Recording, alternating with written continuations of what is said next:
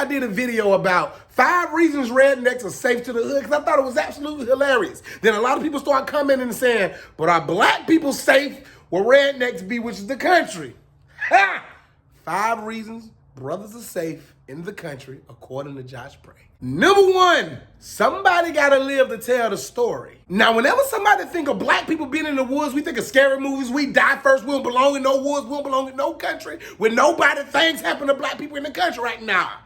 Rednecks and country folks, they want us to live to tell these stories in a way only we can tell these stories. Because y'all know black people, we gonna over-exaggerate some of the stuff that we see. If we see a bear this small, that bear this tall. If we see a gun this big, that gun this big. It's a whole stick out there. They barrel shoot bullets the size of Corona bottles. It's like one of those scenes in those action movies when somebody gets shot and they say, stay and say, no, you gotta go and tell them what happened here. That's number 1. They need somebody to continue to tell the stories and to build this fantasy world up of the country and stuff out there. So we gonna make it. We gonna be safe. Trust me. 2, everybody know black people are like an alarm clock. I don't really know this about other cultures, but I know in the black community, if one person start running, everybody start running. We ain't gonna stay behind to get sniped. We ain't finna run into no monsters. Jason or Freddy Krueger ain't finna get us or catch us. If something seems off, our internal alarm clock goes off and we gonna be gone. We gonna be out of there. We Bill Cosby and Ghost Dad coming through that phone. We gonna warn you.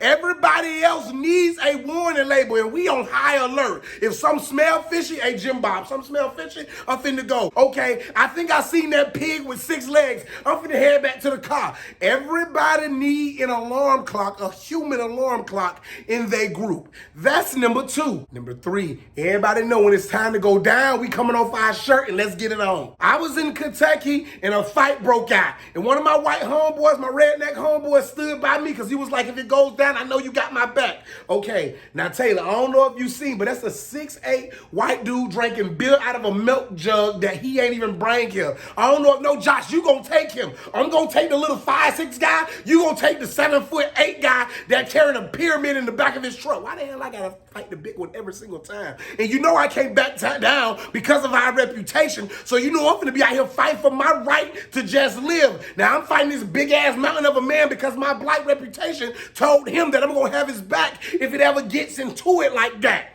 Number 4, if there's one demographic that's just as resourceful as a country demographic, it's inner city black people. My people are the only people I know that looked at that TV and said, you know what? If you get some aluminum foil, go get a fork, put it behind that TV, lean the aluminum foil a little bit to the left, and it's going to work. If it's too hot in your house, put the aluminum foil on your windows and it'll reflect the sun and it'll keep everything cool in the house. Your food too hot, you want to preserve it to tomorrow, guess what you're going to get? Aluminum foil. We're going to use aluminum foil. The same way country people, rednecks, use the zip ties, that's the same way we gonna use some aluminum foil. Aluminum foil can be used for everything but a contraceptive.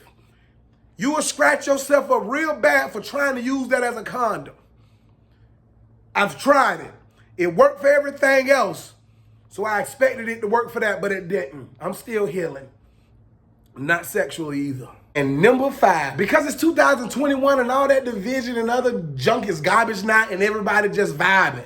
I know people wanted this reason to be a big, huge, no, we all just get along, we vibe. You come to the hood, you safe. I go to the country, I'm safe. We gonna swap numbers, we gonna swap lovers, we ain't gonna swap lovers, because once I get your lover swapped with me, she gonna be having kidney pains and back pains and stomach ache for 9